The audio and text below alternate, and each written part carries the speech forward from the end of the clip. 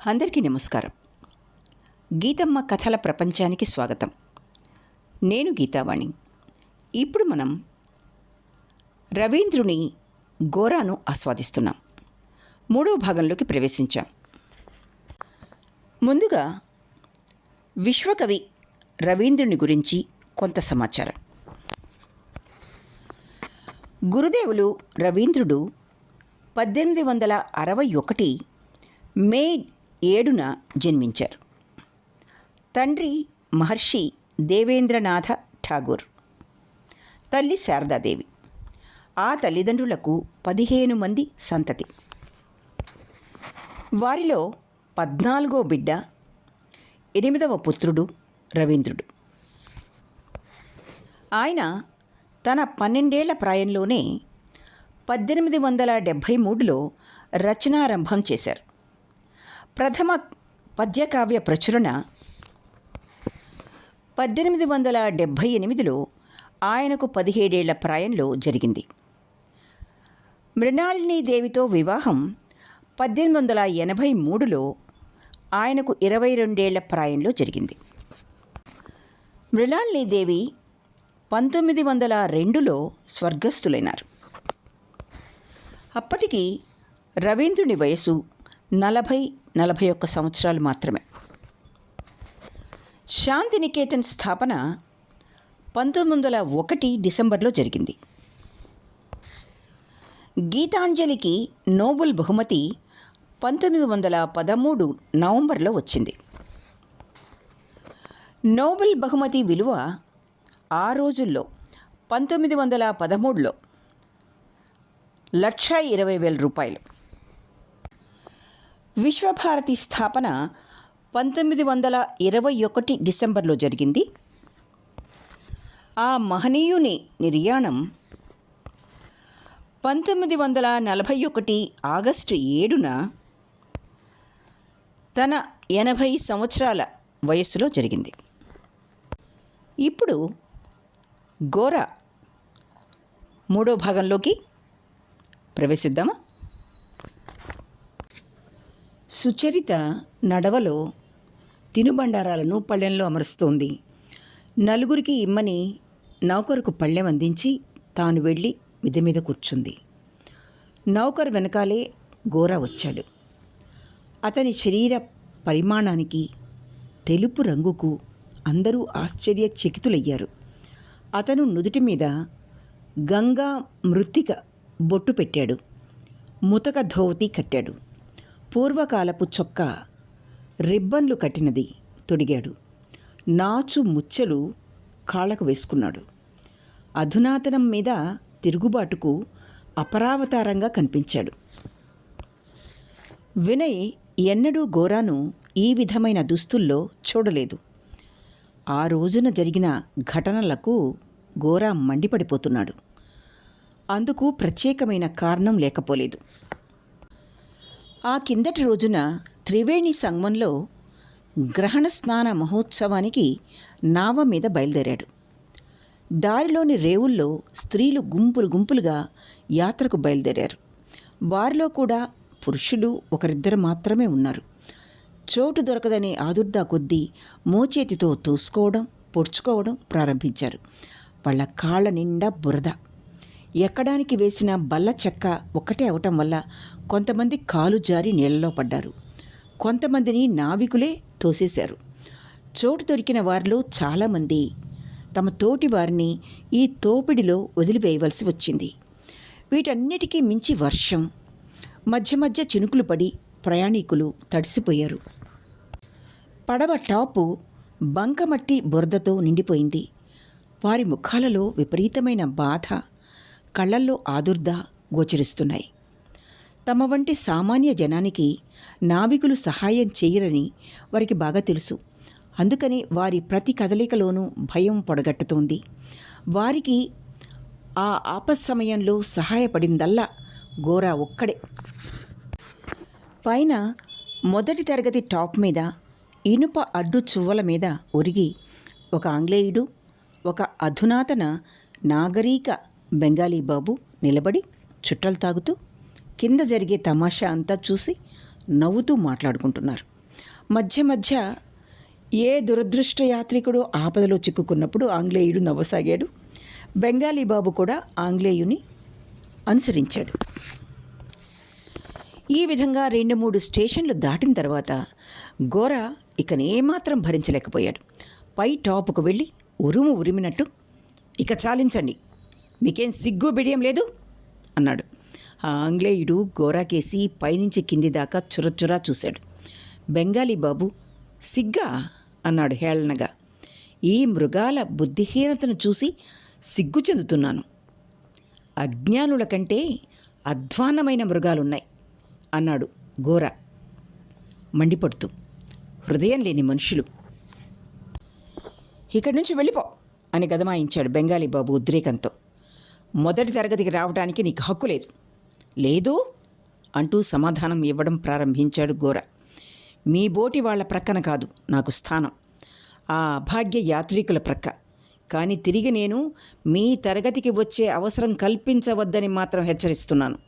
ఇలా చెప్పి తిరిగి కిందకు గబగబా దిగి వెళ్ళాడు. ఈ సంఘటన తర్వాత ఆ ఆంగ్లేయుడు కుర్చీలో చేరగిలబడి కాళ్ళు అడ్డుచువ్వల మీద పెట్టి నవల చదవడంలో నిమగ్నుడైనాడు. బెంగాలీ బాబు సంభాషణ కొనసాగించాలని 1-2 పర్యాయాలు యత్నించాడు, కానీ లాభం లేకపోయింది. తన దేశంలోని జనసామాన్యం పక్షం తను వహించడం లేదని రుజువు చేసుకోవడానికా అన్నట్టు వంటవాణ్ణి పిలిచి, కోడిపిల్లను వేయించి పెడతావా అని అడిగాడు. దాని మీద వంటవాడు టీ, రొట్టె, వెన్న తప్ప మరేమీ లేవని చెప్పేసరికి ఆ తెల్లదొరకు అర్థమయ్యేటట్లు ఇంగ్లీష్లో, ఇక్కడ సదుపాయాలు అధ్వానంగా ఉన్నాయి అన్నాడు. కానీ తెల్లదొర ఆ ప్రస్తావనను అందుకోకుండా విస్మరించాడు. తరువాత కొద్దిసేపటికి ఆ ఆంగ్లేయుని వార్తాపత్రిక గాలికి బల్ల మీద నుంచి ఎగిరిపోతే బెంగాలీ బాబు కుర్చీలో నుంచి దిగ్గున లేచి ఆ పత్రికను తీసి తిరిగి బల్ల మీద పెట్టినా ఆ తెల్లదొర కృతజ్ఞతాపూర్వకంగా ఒక్క మాట కూడా అనలేదు. చంద్రనగర్లో దిగిపోతూ ఆ తెల్లదొర హఠాత్తుగా గోరా దగ్గరికి వెళ్ళి దొర టోపీ కొద్దిగా పైకెత్తి, అలా ప్రవర్తించినందుకు క్షమించండి, నా ప్రవర్తన నాకే సిగ్గేస్తోంది అని తొందరగా వెళ్ళిపోయాడు. స్వదేశీయుల దీనస్థితికి విదేశీయునితో కలిసి సంతోషిస్తూ తనేదో గొప్పవాడను అనే భావంతో వారిని చూసి చదువుకున్న బెంగాలీ బాబు నవ్వడం గోరా హృదయంలో మంటను రగిల్చింది. తన దేశస్థులు అవమానాలకు, నిరాదరణకు గురికావడం, తమకంటే అదృష్టవంతులైన దేశీయులు తమను పశువుల్లాగా చూస్తుంటే అది విధి వ్రాత అని, సహజమని, సరి అయినదేనని భావించడం, దీనికంతటికీ మూల కారణం దేశంలో వ్యాపించిన అజ్ఞానమేనని గోరా గ్రహించాడు. ఈ భావం అతని హృదయాన్ని వ్రయ్యలు చేసింది. అంతేకాదు, విద్యాధికులు ఆధిక్యతాభావంతో ఉప్పొంగిపోవడం గోరాను బాధించింది. అందుకే పుస్తక జ్ఞానానికి, విద్యాధికుల గుడ్డి సంప్రదాయాలకు అసమ్మతిగా ఈ బ్రహ్మ సమాజం వారి ఇంటికి గంగా మృత్తికతో బొట్టు పెట్టుకుని నాటు చెప్పులు తొడుక్కొని వచ్చాడు. భగవాన్ అనుకున్నాడు వినయ తనలో తాను. గోరా యుద్ధ సన్నాహం మీద వచ్చాడు. ఏమి చెప్తాడో, ఏం చేస్తాడో అన్న ఆలోచనతో వినయ్ మనస్సు కృంగిపోయింది. కానీ ఆత్మరక్షణకు సన్నద్ధం కావాలని భావించాడు. వరదాదేవి వినయ్తో సంభాషిస్తుండగా సతీష్ మిద్దె మూలలో బొంగరం తిప్పుతూ వినోదిస్తున్నాడు. కానీ గోరా కనిపించేసరికి ఆటలో ఆసక్తి అంతరించింది. మెల్లగా వినయ్ కుర్చీ దగ్గరికి చేరుకుని ఆ ఆగంతకుని కేసి తేరిపార చూస్తూ, మీ స్నేహితుడేనా అని అడిగాడు. అవును అని వినయ సమాధానం చెప్పాడు. గోరా ఒక్కసారి వినయ్ కేసి దృష్టి పరిపి ఆ తరువాత అతని ఉనికిని విస్మరించాడు. తగు విధంగా పరేష్ బాబుకు నమస్కరించి వాళ్ళకి దూరంగా ఉండాలనే తన భావం పైకి కనబడనీయకుండా కుర్చీ ఒకటి కొంచెం దూరానికి లాక్కొని కూర్చున్నాడు.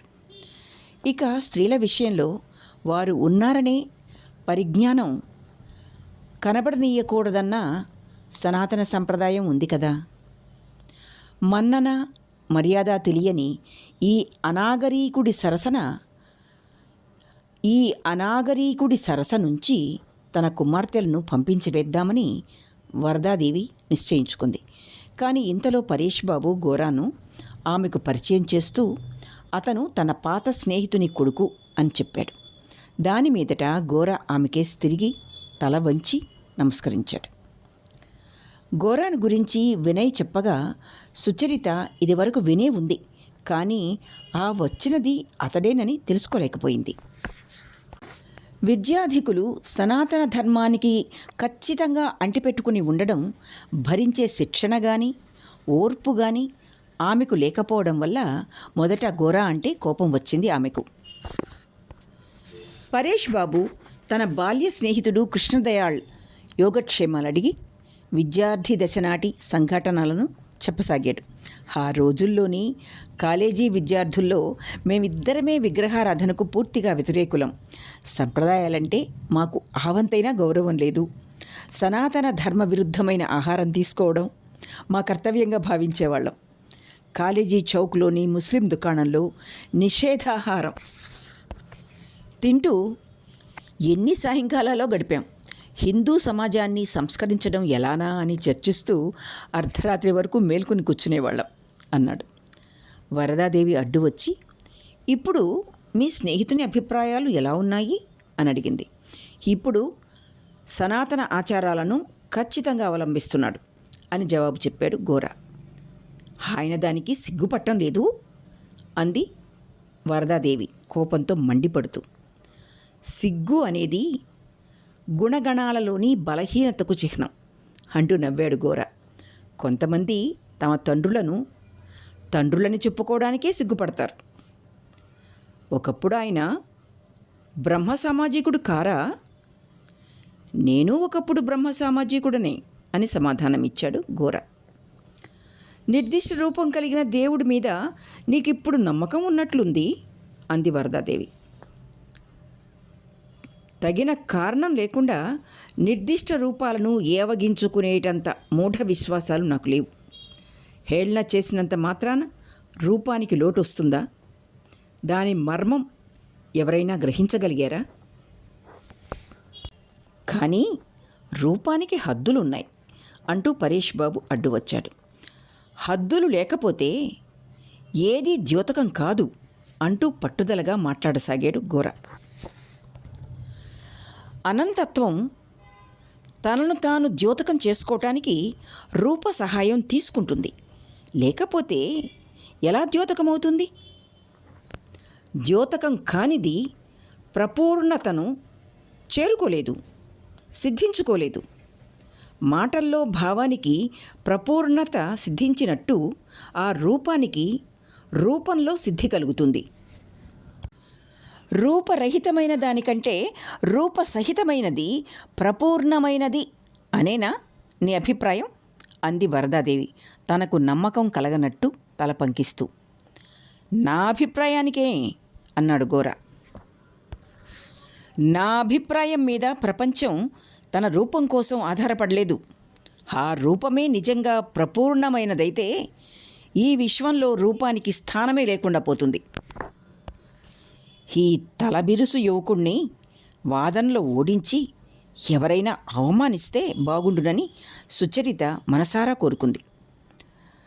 నోరు మెదపకుండా ప్రశాంతంగా వినయ్ కూర్చోవటం ఆమెకు కోపం తెప్పించింది. గోరా స్వరంలోని తీవ్రతకు అతనికి గట్టి సమాధానం ఇవ్వాలనే భావం సుచరితకు బలీయం కాజొచ్చింది. కానీ ఆ సమయానికి నౌకరు వేడినీళ్లు డేగిసాతో తెచ్చాడు.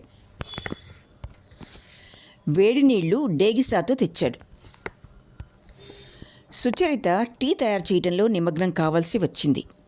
వినయ్ ఆమెకేసి ప్రశ్నార్థకమైన దృష్టి మధ్యన బరపసాగాడు. పూజా విధానానికి సంబంధించినంత వరకు గోరా అభిప్రాయాలకు వినయ్ అభిప్రాయాలకు పెద్ద తేడా లేదు. కానీ గోరా తనంతట తానుగా అక్కడికొచ్చి మొండిగా ప్రతికూల భావాలు ప్రకటించడం వినయ్ను ఎంతగానో బాధించింది. పరేష్ బాబు తొణక్కుండా ప్రశాంతంగా ఉండడం, ఇరుపక్షాల వాదనలకు అతీతంగా నిలబడగలగడం, ఘోర కలహ ధోరణితో పోల్చుకుని పరేష్ బాబును ఎంతో మెచ్చుకున్నాడు వినయ్. అభిప్రాయాలకు విలువ ఏముంది? సత్యమైన సిద్ధిలోని ప్రశాంతతే ఉత్తమమైంది అనుకున్నాడు వినయ్. ఎవరి వాదం నిజమైతేనే కావలసింది అంతర్శుద్ధి.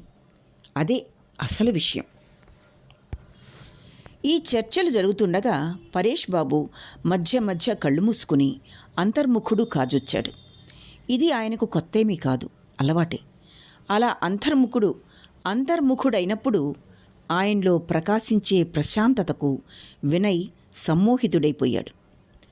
గౌరవనీయుడైన పరేష్ బాబు పట్ల ఘోర భక్తి శ్రద్ధలు చూపకపోవడం, నోటిని అదుపులో పెట్టుకోలేకపోవడం అతనికి ఆశాభంగం కలిగించింది. సుచరిత కప్పుల్లో టీ పోయడం పూర్తి కాగానే పరేష్ బాబు కేసి జిజ్ఞాస దృష్టి పరిపింది. అతిథుల్లో ఎవరికి టీ ఇవ్వాలో ఆమెకు తోచలేదు. వరదాదేవి ఘోరా వంక చూసి, మీరు ఇలాంటివేం పుచ్చుకోరనుకుంటాను అని అనేసింది. పుచ్చుకోను అన్నాడు ఘోరా కృతనిశ్చయంతో. ఎందుకని? కులం పోతుందని భయమా అని పట్టుదలతో అడిగింది వరదాదేవి. అవును అని ఘోరా సమాధానమిచ్చాడు. అయితే మీకు కులాలలో నమ్మకం ఉన్నదన్నమాటేగా? నమ్మకం లేకపోవడానికి అవి నేను సృష్టించినవి కావు కదా. సమాజం అంటే నాకు ఒక విధమైన భక్తి శ్రద్ధలు ఉన్నాయి కాబట్టి నేను కుల విధానాన్ని కూడా గౌరవిస్తాను. అన్ని విషయాల్లోనూ మీరు సమాజాన్ని అనుసరిస్తారా? సమాజాన్ని అనుసరించకపోతే దాన్ని నాశనం చేయడమే అవుతుంది. నాశనం అయిపోతేనే? కూర్చున్న కొమ్మనే కొట్టివేస్తే నష్టమేమిటి అన్నట్టుంది మీ మాట. అమ్మా, ఈ పనికి మాలిన వాదన వల్ల ప్రయోజనం ఏమిటి? అంది సుచరిత విసుగుతో. మనతో కలిసి తినరు అంతే, ఇక గొడవ ఎందుకు? ఘోర ఒక్క క్షణం సుచరిత మీద దృష్టి నిలిపాడు. ఆమె వినయ్ కేసి చూపు నిగిడ్చి తటపటాయిస్తూ, మీరు అంది. వినయ్ జన్మలో టీ తాగలేదు. ముస్లింలు తయారు చేసిన రొట్టె, బిస్కట్టులు తినడం చాలా కాలం క్రితమే మానివేశాడు.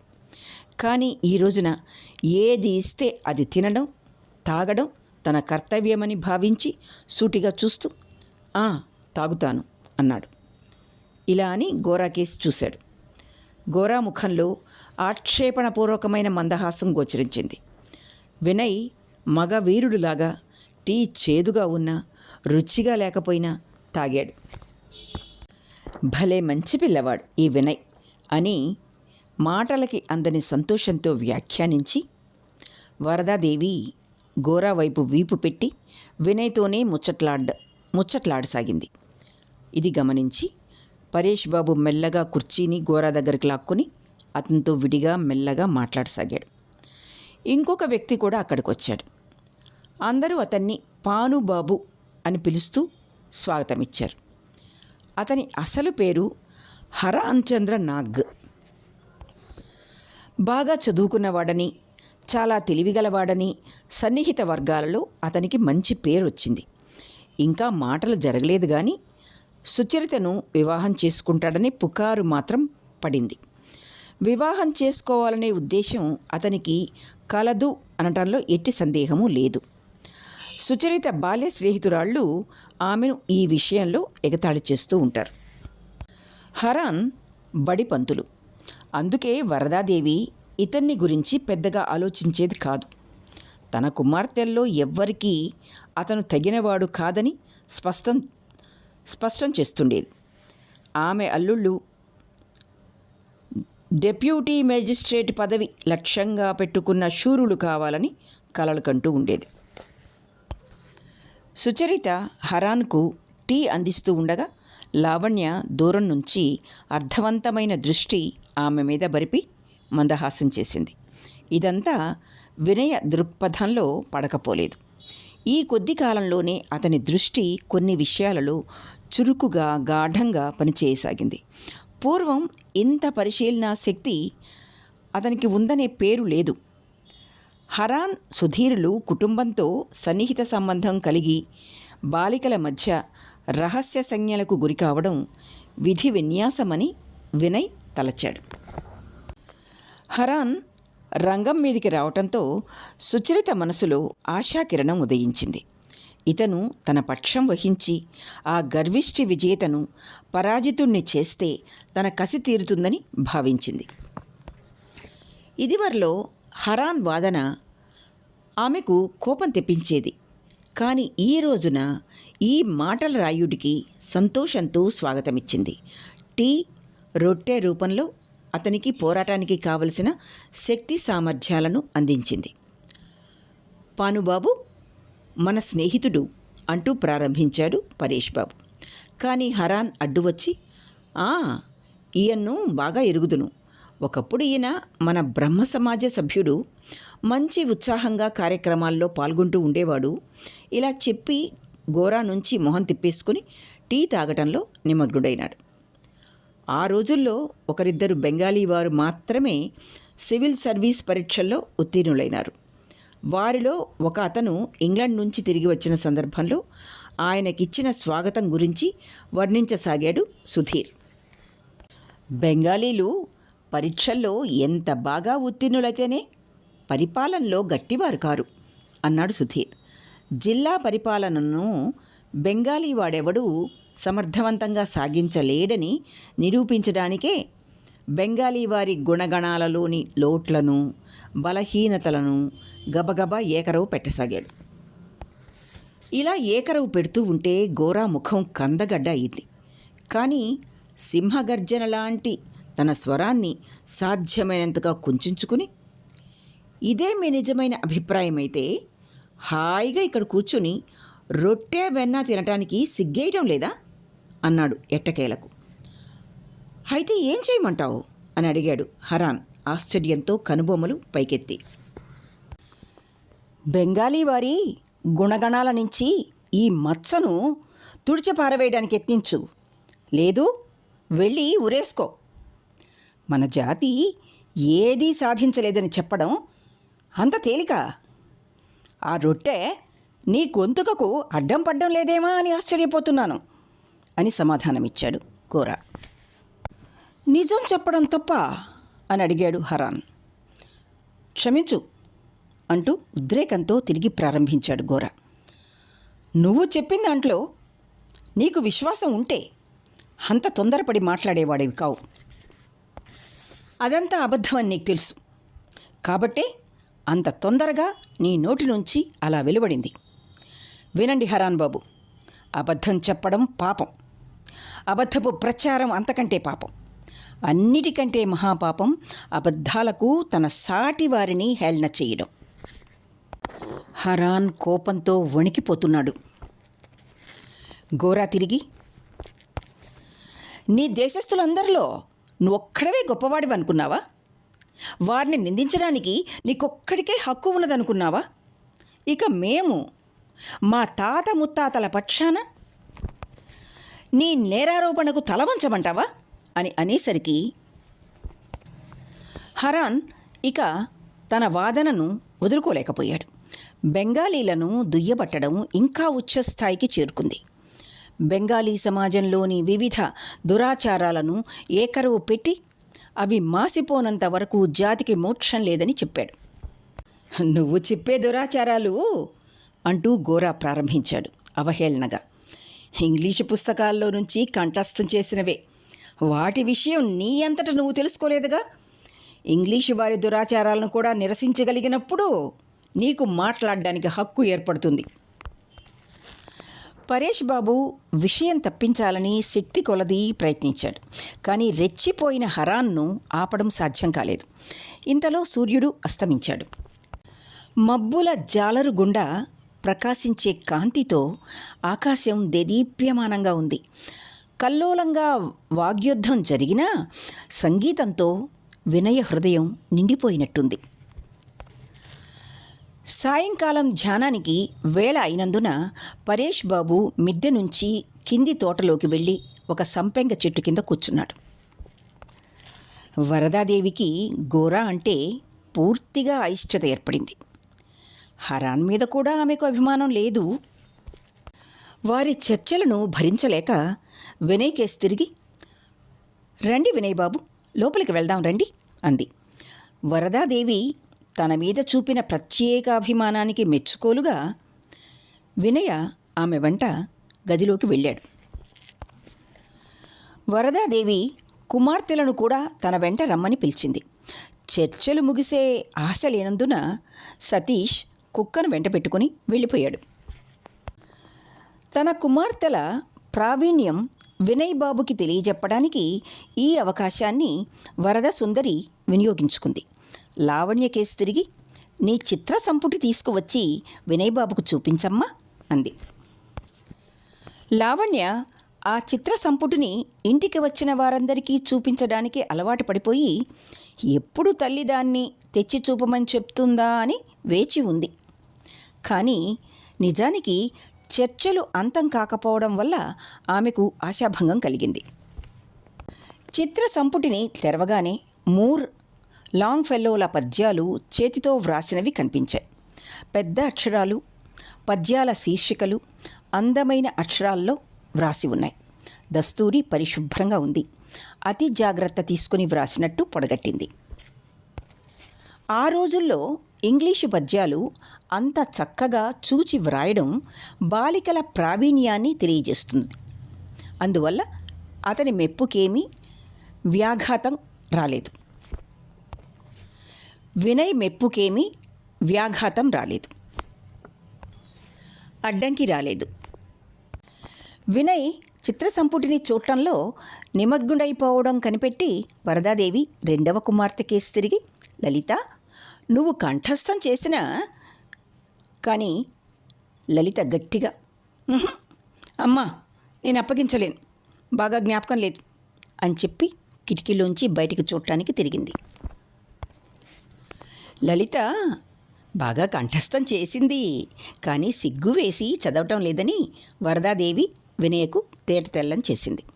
చిన్నతనం నుంచి లలిత ఇదే మోస్తరు అని చెప్పి ఆమె ప్రావీణ్యాన్ని తెలియజేసే 2-3 సందర్భాలు చెప్పింది. ఆమె చాలా ధైర్యం గలదని, గాయపడ్డా జడవదని, ఈ విషయంలో తండ్రి పోలిక వచ్చిందని తెలియజేసింది. ఇక లీల వంతు వచ్చింది. పద్యం అప్పగించమని అడగగానే ముసిముసి నవ్వులు నవ్వింది.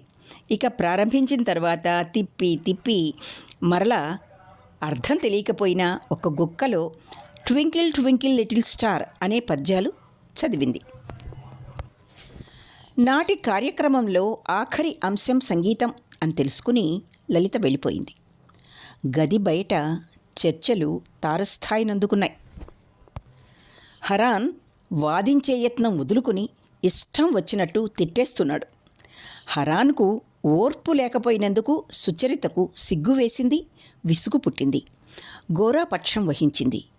ఈ విషయం హరాన్ మనశ్శాంతికి తోడ్పడలేదు, ఉపశమనం కలిగించలేదు.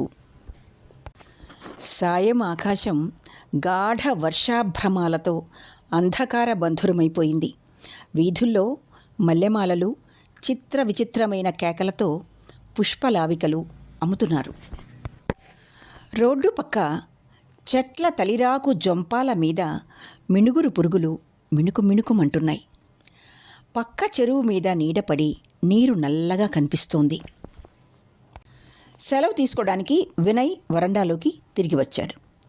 పరేష్ బాబు గోరాతో, నీ ఇష్టం వచ్చినప్పుడు వచ్చి వెళ్తూ ఉండు. కృష్ణదయాళ్ నా స్వంత సోదరుని వంటివాడు. ఇప్పుడు మా అభిప్రాయాలు భేదించినా ఒకరినొకరం కలుసుకోవడం కానీ ఉత్తర ప్రత్యుత్తరాలు జరుపుకోవడం కానీ లేకపోయినా చిన్ననాటి మైత్రి మా రక్తంలో భాగంగా నిలిచిపోయి ఉంది. నీ తండ్రితో నాకు గల పూర్వ సంబంధం కారణంగా నువ్వు నాకు సన్నిహితుడివి అని భావిస్తున్నా అన్నాడు. పరేష్ బాబు స్వరంలోని ప్రశాంతత, ప్రేమ మంత్రంలాగా పనిచేసి గోరా హృదయంలోని ఉద్రిక్తతను సమయింపజేశాయి. వృద్ధ పరేష్ బాబుకు మొట్టమొదట గోరా నమస్కరించినప్పుడు అందులో గౌరవభావం లేదు. కానీ ఇప్పుడు సెలవు తీసుకునేటప్పుడు నిజంగా గౌరవ పురస్సరంగా తల వంచి నమస్కరించాడు. సుచరితను గమనించినట్టే ప్రవర్తించలేదు. ఆమెను గమనిస్తున్న చిహ్నాలు ఏమాత్రం కనిపించినా అసభ్యత పరాకాష్ఠకు చెందడంగా భావించాడు. వినయ్ కొద్దిగా తల వంచి పరేష్ బాబుకు నమస్కరించి, అలాగే సుచరితకు నమస్కరించి, తాను చేసిన పనికి తానే సిగ్గుపడుతున్నవాడిలాగా గోరా వెనకాలే తొందరగా వెళ్ళాడు. సెలవు పుచ్చుకునే కార్యక్రమం నుంచి తప్పించుకోవడానికి హరాన్ లోపలికి వెళ్ళి బల్ల మీద బ్రహ్మసమాజ ప్రార్థన గ్రంథం తిరగవేయసాగాడు. అతిథులిద్దరూ వెళ్ళిపోయిన మరుక్షణంలో వరండాలోకి తొందరగా వచ్చి పరేష్ బాబుతో, అయ్యా, ఎవడికి పడితే వాడికి మీ పిల్లల్ని పరిచయం చేయడం మంచిది కాదు అన్నాడు. సుచరిత ఈ మాటలకు బాధపడి మనోభావాలను దాచుకోలేక, నాయనగారు మీ సలహాను పాటించుంటే నీకు మా పరిచయం కలిగేదే కాదు అంది. మీ సంఘానికి చెందిన వారితోనే కాలక్షేపం చేస్తూ ఉంటే సరిపోతుంది అన్నాడు హరాన్. పరేష్ బాబు నవ్వి, మా కులం వాళ్లతోనే కాలక్షేపం చేస్తూ తిరిగే జనానా పద్ధతికి వెళ్ళమంటావా? రకరకాల అభిప్రాయాలు గలవారితో బాలికలు కలిసి తిరగాలని నా అభిప్రాయం. లేకపోతే వారికి సంకుచితత్వం అలవడుతుంది. ఈ విషయంలో అంత రాద్ధాంతం దేనికి అన్నాడు. రకరకాల అభిప్రాయాలు గలవారితో కలిసి తిరగవద్దని నేను అనలేదు, కానీ వీళ్లకు ఆడవాళ్లతో ఎలా ప్రవర్తించాలో తెలియదు అని సమాధానం చెప్పాడు హరాన్. మర్యాద తెలియకపోవడం కాదు, బిడియం. అటువంటి వాళ్ళు ఆడవాళ్లతో కలిసి తిరగకపోతే బిడియం ఎన్నటికీ వదిలిపోదు అన్నాడు పరేష్ బాబు. గోరాను అతని హద్దుల్లో ఉంచి సుచరిత కళ్ళ ముందు విజయధ్వజం ఎత్తాలని హరాన్ తాపత్రయపడ్డాడు. మొదట సుచరిత కూడా ఇదే ఆశించింది, కానీ చివరికి విరుద్ధంగా జరిగింది. సాంఘిక మత విషయాలలో సుచరిత గోరాతో ఏకీభవించలేకపోయింది. కానీ తన జాతి మీద గౌరవం, తన దేశస్థుల మీద సానుభూతి సహజంగానే ఆమెకు అలవడ్డాయి కదా. స్వదేశ పరిస్థితిని గురించి అంతకుముందు ఎన్నడూ ఎవరితోనూ చర్చించకపోయినా తన ప్రజలను నిందిస్తుంటే గోరా సింహగర్జనకు ఆమె మనస్సు సానుభూతితో ప్రతిధ్వనించింది, సహానుభూతితో ప్రతిధ్వనించింది. మాతృదేశం గురించి ఎవ్వరూ అంత శక్తివంతంగా, అంత దృఢ విశ్వాసంతో మాట్లాడుతుండగా ఆమె వినలేదు మునుపు. కానీ హరాన్ ద్వేషంతో వారి వెనక తిరిగి అదే నిందారోపణ చేయటానికి దిగి వినయ్ బాబును, గోరాను మర్యాద తెలియని పశువులని దూషించినప్పుడు ఆ నీచత్వానికి అసమ్మతిగా సుచరిత వారి పక్షం అవలంబించవలసి వచ్చింది. గోరా మీద తిరుగుబాటు భావం ఆమెలో అణగారి అయితే పోలేదు. అప్పుడు కూడా గోరా నాటు రకం దుస్తులు వేసుకోవడం ఆమెకు బాధాకరంగానే ఉంది. ప్రతిదానికి ప్రతికూలం తెలిపే సనాతన ధర్మంలో తృణీకార భావం ఇమిడి ఉందని, యథార్థ విశ్వాసంలోని సహజత్వం లోపించిందని, అతని మతంలో దీనికి సంపూర్ణ సంతృప్తి కలగలేదని, ఇతరుల మనసును నొప్పించడానికి కోపంతో అహంకారంతో తెచ్చిపెట్టుకున్నదేనని ఆమె గ్రహించింది. ఆ సాయంకాలం ఏ పని చేస్తున్నా, భోజనం చేస్తున్నా, లీలకు కథలు చెప్తున్నా ఆమె లోపల ఏదో బాధ తినివేస్తోందని తెలుసుకుంది. ముళ్ళు ఎక్కడ విరిగిందో తెలిస్తే దాన్ని తీసి పారవేయొచ్చు. సుచరిత వరండాలో ఒంటరిగా కూర్చుని తనను అంతగా బాధ కలిగిస్తున్న ముళ్ళు ఎక్కడుందో కనుక్కోవడానికి యత్నించింది. ఆ చీకటి చల్లదనంలో కూర్చుని ఆమె హృదయంలోని అనావశ్యకమైన తీవ్రతను శ్రమింపజేసుకోవాలని యత్నించింది. అనిర్వచనీయమైన భారాన్ని మోస్తూ ఉండడం వల్ల ఏడ్చివేయాలని కూడా అనిపించింది. కానీ కన్నీరు రాలేదు. ఎవరో ముక్కు మొహం ఎరగని యువకుడు కొట్టవచ్చినట్టు, ధిక్కరిస్తున్నట్టు నుదుట బొట్టు పెట్టుకొని రావటం కానీ, అతనిని వాదనలో ఓడించి అతని గర్వం మట్టిలో కలపలేకపోవడం కానీ సుచరిత అంత విచారం పొందడానికి కారణమని భావించటం అంతా అసంగతం ఇంకొకటి ఉండబోదు. ఈ సమాధానం అసంభవమని ఆమె తన మనసు నుంచి పారదోలింది. అసలు కారణం గోచరించేసరికి సిగ్గుతో ఆమె చెక్కిళ్ళు ఎర్రబారాయి.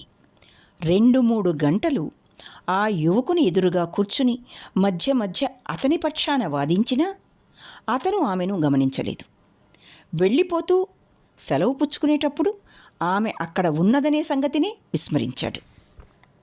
ఈ విధమైన సంపూర్ణ ఉదాసీనతే తనను అంత గాఢంగా బాధించడానికి నిస్సందేహంగా కారణమని ఆమెకు స్పష్టమైంది.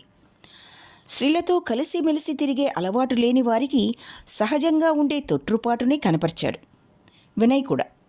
కానీ అతని తొట్రుపాటులో నమ్రత, బిడియం, సంకోచం ఉన్నాయి. గోరాలో మాత్రం వీటి జాడ కూడా కనిపించలేదు. గోరా చూపిన కఠిన ఉదాసీనతను సుచరిత భరించలేకపోవడానికి, అసహ్యించుకుని మనసులో నుంచి దాన్ని పారదోలడానికి ఎందుకు సాధ్యం కాలేదు? అంత ఉదాసీనత చూపుతున్నా అలాంటప్పుడు చర్చల్లో తాను తలదూర్చకుండా ఉండగల సంయమనం తనకు లేకపోయిందనే విషయం జ్ఞాపకం వచ్చినప్పుడు తాను చచ్చిపోతే బావుండేదని అనుకోసాగింది సుచరిత. హరాన్ వాదనలో ఒకటి సబబుగా లేదని మండిపడినప్పుడు మాత్రం ఒక్కసారి గోరా ఆమె కేసి తల ఎత్తి చూశాడు. ఆ చూపులో ఎక్కడా బిడియం గోచరించలేదు. కానీ ఆ చూపులో ఏమి ఉన్నది స్పష్టం కాలేదు. అనాహ్వానితంగా చర్చల్లో పాల్గొనడం వల్ల తనను చొరవగల మనిషి అని భావించాడా, లేక ఆడంబరమని భావించాడా? ఏమని భావిస్తేనే? ఏమీ లేదు. కానీ సుచరిత బాధపడ్డం మానలేదు. అదంతా మర్చిపోవాలని, స్మృతి పథంలో నుంచి తుడిచివేసుకోవాలని గట్టిగా ప్రయత్నించింది. కానీ లాభం లేకపోయింది. తల బిరుసువాడని, ఛాందసుడని అసహ్యభావం పెంపొందించుకోవాలని యత్నించింది. కానీ లాభం లేకపోయింది. గోరా మీద కోపం పుట్టింది. ఉరిమినట్లు మాట్లాడే ఆ భారీ మనిషి నిశ్చలంగా చూచిన చూపు తలచుకున్నప్పుడు తాను అల్పురాలనని భావించేది. తన వైఖరిలో హుందాతనాన్ని కాపాడుకోలేకపోయింది ఆమె. విరుద్ధ భావాల మధ్య నలిగిపోతూ సుచరిత రాత్రి బాగా పొద్దుపోయే వరకు కూర్చుండిపోయింది. దీపాలు ఆర్పివేసి అంతా నిద్రపోవడానికి వెళ్ళారు. సింహద్వారం మూసివేస్తున్న చప్పుడు వినిపించింది. దాన్ని బట్టి సేవకులు తమ తమ పనులు పూర్తి చేసుకుని పండుకోవడానికి సిద్ధమవుతున్నారని గ్రహించింది. ఆ సమయంలో లలిత రాత్రి దుస్తులు ధరించి చక్కా వచ్చి ఏమీ మాట్లాడకుండా వెళ్ళి పిట్టగోడ ప్రక్కన నిలబడింది. ఆ రాత్రి తాను లలిత పక్కలో పడుకుంటానని మాట ఇచ్చి మర్చిపోయినందుకు లలితకు తన మీద కోపం వచ్చిందని గ్రహించి సుచరిత తనలో తాను నవ్వుకుంది. మర్చిపోయినానని ఒప్పుకోవడం వల్ల లలిత శాంతించదు. అసలు మర్చిపోవడమే తప్పు. వాగ్దానాన్ని జ్ఞాపకం చేసే రకం మనిషి కాదు లలిత. మనస్సులో బాధపడుతున్న సూచనలేమి పైకి పొక్కనీయకుండా కదలకుండా పడుకుందామనుకుంది. కాలం గడిచిన కొద్దీ ఆశాభంగం తీవ్రం కాజొచ్చింది. ఇక భరించలేక తానింకా మేలుకునే ఉన్నానని నెమ్మదిగా తెలియజేయడానికి లేచి వచ్చింది. సుచరిత కుర్చీలో నుంచి లేచి మెల్లమెల్లగా లలిత చేరువకు వెళ్ళి కౌగలించుకుని, లలిత, కోపం వద్దు అంది. కానీ లలిత సణుగుతూ దూరంగా జరిగి, కోపం? నా కోపం ఎందుకు? నీ కుర్చీలోకి వెళ్ళి కూర్చో అంది. వెళ్ళి పడుకుందాం పద అని బతిమాలజొచ్చింది సుచరిత లలిత చెయ్యి పట్టుకొని. కానీ లలిత మాత్రం సమాధానం చెప్పకుండా నిలబడ్డ చోటునే నిలబడిపోయింది. చివరికి సుచరిత లలితను పడగదిలోకి లాక్కొని వెళ్ళింది. అప్పుడు గద్గద స్వరంతో, ఎందుకు ఇంత ఆలస్యం చేశావు 11 కొట్టింది. తెలియలేదు? గంటలు కొట్టడం విన్నాను. ఇప్పుడు నీకు నిద్ర వస్తుంది. పిచ్చాపాటి మాట్లాడుకోవడానికి వీలుండదు అంది. క్షమించు లలిత అంటూ ఆమెను సుచరిత ఇంకా దగ్గరికి లాక్కున్నది. సుచరిత తప్పును ఒప్పుకున్నది గనక లలిత కోపం ఉపశమించి మాయమైపోయింది. ఇంతసేపు ఒంటరిగా కూర్చుని ఎవరిని గురించి ఆలోచిస్తున్నావక్కా అని అడిగింది లలిత. హప్పో అని అంది సుచరిత గద్దిస్తూ. లలిత పానుబాబును సహించలేకపోతుంది. అక్క చెల్లెళ్లలాగా ఆమె సుచరితను అతని విషయమై వేళాకోళం చేసేది కాదు. సుచరితను హరాన్ వివాహమాడాలని ఉద్దేశించాడనే సంగతే ఆమెకు కోపం తెప్పించేది. కొద్ది క్షణాలు ఇరువురూ మాట్లాడలేదు. లలిత తిరిగి సంభాషణ ప్రారంభించింది. వినయ్ బాబు ఎంత మంచివాడు కదా అక్క అంది లలిత. సుచరిత మనసులో ఏమున్నదో పరీక్షించి తెలుసుకోవాలనే యత్నం లేదని మాత్రం చెప్పడానికి వీల్లేదు. అవును, వినయ్ బాబు మంచివాళ్లాగే కనిపిస్తాడు అని సమాధానమిచ్చింది సుచరిత.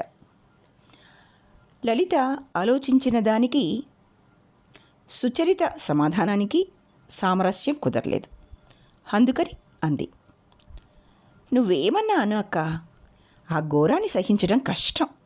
అబ్బా, ఎంత అసహ్యమైన రంగు, ఎంత కఠినమైన ఆకృతి, పైగా వట్టి గర్విష్టి. నీకేమనిపించింది? ఆయన మరీ పూర్వాచార పరాయణుడు అంది సుచరిత. ఆ విషయమై కాదు అంది లలిత. బాబాయ్ కూడా పూర్వాచార పరాయణుడే, కానీ ఆ విషయమే కాదు. నా అభిప్రాయం స్పష్టంగా చెప్పలేకపోతున్నా. అవును, అతని విధమే వేరు అంటూ నవ్వింది. సుచరిత గోరా విశాల పాలభాగం మీది బొట్టు జ్ఞాపకం వచ్చేసరికి అతని మీద కోపం తిరిగి చెలరేగింది. ఆ విధంగా కదూ, పెద్ద పెద్ద అక్షరాలతో మీకంటే భిన్నమైన వాడిని కానా అని ప్రకటిస్తున్నట్టు లేడా? తను భిన్నమైన వాడిననే అపరిచితుని గర్వం మట్టిలో కలపడం మాత్రమే ఆమె కోపాన్ని ఉపశమింపచేయగలదు. క్రమంగా వాళ్ళిద్దరూ మాట్లాడుకోవడం మానివేసి నిద్రపోసాగారు. రాత్రి 2 గంటలకు సుచరిత నిద్ర మేలుకొని కుంభవృష్టిగా వాన పడడం విన్నది. గది మూలలోని దీపం ఆరిపోయింది. మధ్య మధ్య దోమతెరగుండా మెరుపులు తళుక్కుమనసాగాయి. ఆ నిశా ప్రశాంతతలో, చీకట్లో ఎడతెగని వాన హోరు చెవిని పడుతుంటే ఆమె హృదయం బరువెక్కింది. నిద్ర పట్టించుకోవాలనే యత్నంలో అటూ ఇటూ దొర్లింది. గాఢ నిద్రపోతున్న లలిత ముఖం కేసి అసూయతో చూచింది. కానీ నిద్ర పట్టలేదు. విసుగు పుట్టి పక్క మీద నుంచి లేచి గుమ్మంలోకి వెళ్ళింది. తలుపు తెరిచి చూస్తూ నిలబడింది.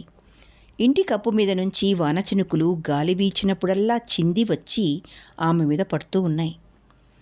ఆ సాయంకాలం జరిగిన సంఘటనలు ప్రతి ఒక్కటి ఆమె మనసులో తారాడాయి.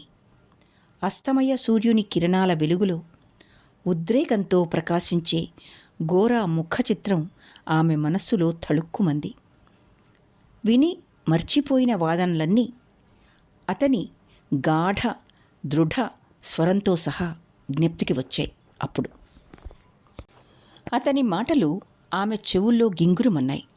నిరక్షరాస్యులని మీరు పిలిచేవారి పక్షానికి చెందినవాడిని నేను. మీరు మూఢ విశ్వాసం అని భావించేదే నా మతం. మీరు మీ మాతృభూమిని ప్రేమిస్తూ మీ ప్రజల పక్షాన నిలబడినంత వరకు మిమ్మల్ని ఒక్క మాట కూడా దేశమాతను అననియ్యను. దానికి సమాధానంగా హరాన్, ఈ వైఖరి వల్ల దేశ సంస్కారం ఎలా జరుగుతుంది అన్నాడు. దానిమీద ఘోర గర్జిస్తూ, సంస్కరణను కొంతకాలం పాటు ఆపివేయవచ్చు. సంస్కరణ కంటే ఎక్కువ అవసరమైనవి ప్రేమ, గౌరవం. మనలో ఐక్యత చేకూరితే సంస్కరణ దానంతట అదే నుంచి వస్తుంది. మీ విభాగ విధానం వల్ల దేశం వందల కొలది ముక్కలైపోతూ ఉంది. మన దేశం మూఢ విశ్వాసాలతో నిండిపోయింది. కాబట్టి మీరు మూఢ విశ్వాసాలు లేనివారం, అధికులము అని దూరంగా ఉండడం తగునా? నేను చెప్పేదేమంటే, అధికులమని తక్కిన వాళ్ళకి దూరంగా ఉండకూడదనే నా అభిమతం. మనమంతా ఐక్యమైనప్పుడు పూర్వ ఆచారాలలో దేనిని అనుసరించాలి, దేన్ని విసర్జించాలి అనే విషయం దేశ ప్రజలే, అది కాకుంటే భగవంతుడే నిర్ణయిస్తాడు.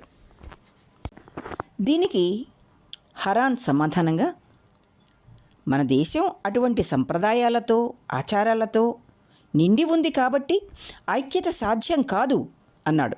దానికి తిరుగు జవాబుగా గోరా, ఐక్యత చెందకముందే మన దేశం అన్ని దురాచారాలను సంప్రదాయాలను పెకిలించి వేయక తప్పదని నువ్వు విశ్వసిస్తే, సముద్రం దాటవలసి వచ్చినప్పుడల్లా ముందుగా నీళ్లను తోడివేసి వెయ్యాలి.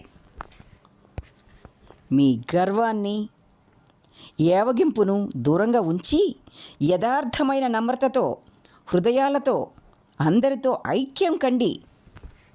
అప్పుడు మీ ప్రేమ 1000 తప్పులను బలహీనతలను జయిస్తుంది. ప్రతి సంఘంలోనూ తప్పులు బలహీనతలు ఉంటాయి.